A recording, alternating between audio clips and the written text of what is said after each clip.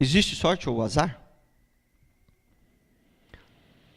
Provérbios 16:33 diz: a sorte se lança no regaço, mas do Senhor procede toda a decisão. Né? O que esse texto está querendo dizer, irmãos? Até aquele lance que você achou que foi sorte, a mão de Deus estava por trás. Entendeu? A mão de Deus estava por trás. Mas nós precisamos ter cautela aqui. Ah, pastor, então já entendi. Então não existe azar.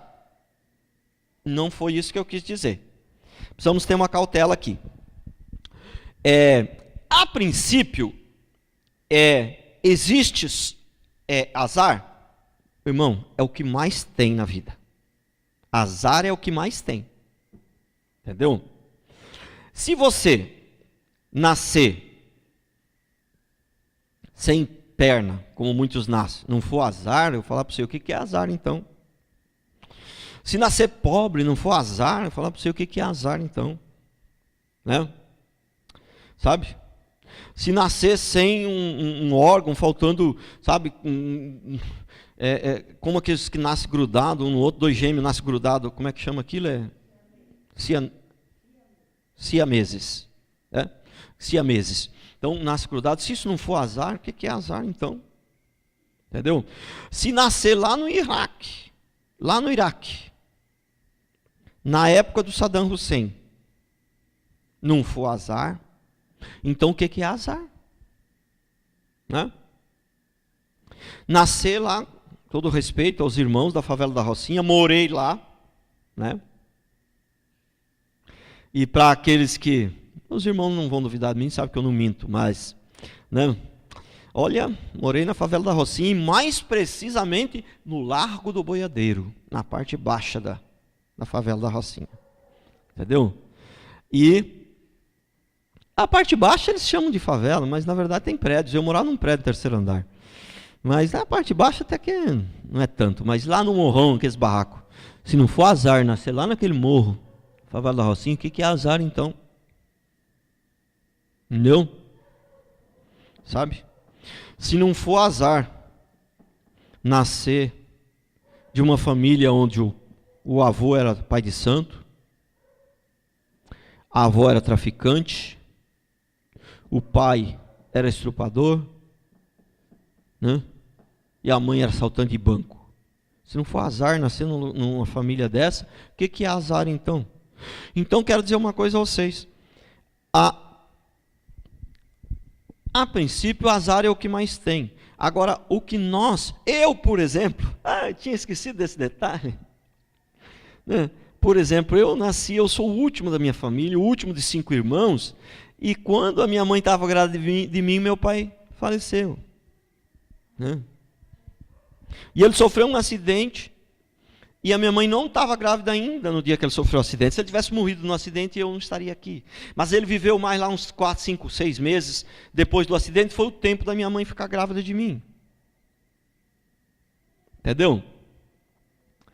Mas não foi azar eu ter nascido sem pai? Foi ou não foi? Mas não foi sorte ele ter vivido mais 4, 5, 6 meses para eu poder nascer? Entendeu? Prestou atenção? Vai acompanhando aqui o raciocínio. Entendeu? Então é o seguinte, irmãos, o que acontece é o seguinte, a mão de Deus está por trás de tudo isso. Né? Algum propósito Deus tinha. Pastor, qual que é o propósito de Deus? Qual o senhor acha que foi o propósito de Deus do seu pai morrer tão cedo? Irmão, não tem como saber. Né? Irmãos, se a gente se desse para entender tudo de Deus, Deus não seria tão grande, irmãos. Tem coisa que não dá para entender. Mas eu tenho que confiar que Ele tinha um propósito.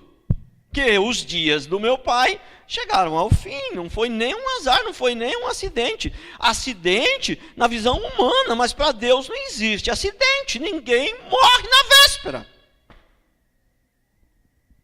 Então, a princípio, azar existe muito. Entendeu? O que acontece? A Bíblia não diz, aquele que muito foi dado, muito lhe será cobrado.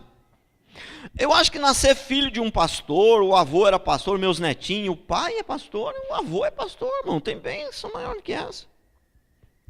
Né? Falei para o meu netinho que agora ele vai fazer 10 anos, ele já é grande, ele entende bem. Esses dias falei para ele, você sabe que é uma bênção muito grande, o seu pai é um grande homem de Deus. E o seu avô também. Entendeu? E isso é uma bênção. Ele falou, eu sei. Né? Achei interessante. Ele falou, não, eu sei. É uma bênção. Não é uma bênção? Mas tem uma coisa. É uma bênção. Sem dúvida. Sem dúvida nenhuma. Mas tem uma coisa. Ele vai produzir um tanto. E vai chegar diante de Deus e falar, olha Deus, aqui eu produzi tanto. Né? E foi bastante que eu produzi. Porque provavelmente ele vai produzir muito. Porque as condições dele vão estar favoráveis. Né? Então, e agora? E aquele carinha que nasceu lá, na mesma época dele, lá na favela da Rocinha, e o pai era macumbeiro, não sei mais o que, converteu, foi uma luta para ir na igreja, entendeu? Uma luta. Aí ele vai se apresentar diante de Deus, vai falar para Deus, eu produzi tanto. Entendeu? Não sei se vai ser assim também, mas eu imagino que deve ser. Entendeu?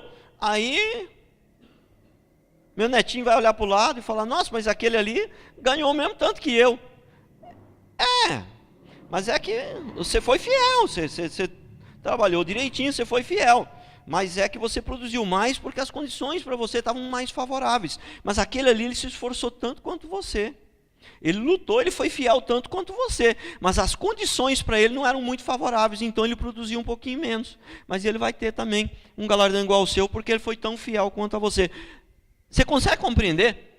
Então, a princípio, o que mais tem é azar. Mas no fundo, você tem que confiar que em tudo Deus tem um propósito. E tudo coopera para o bem daqueles que amam a Deus. Simples assim.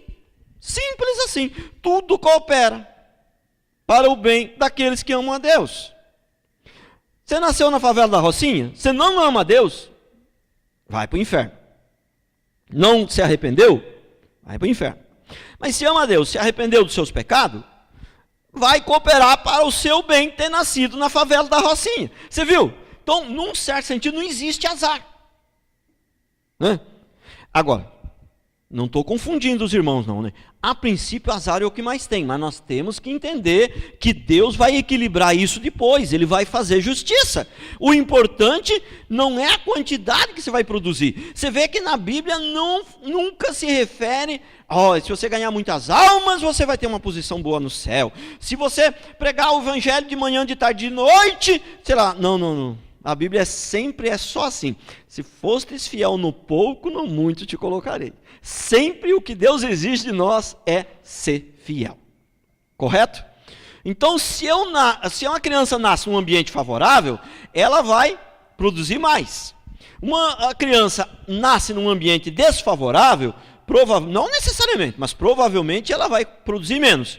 Mas Deus não vai se importar muito com a quantidade que você produziu, ela vai se importar com a sua fidelidade. Correto? Amém? Deu para entender? Né? Amém.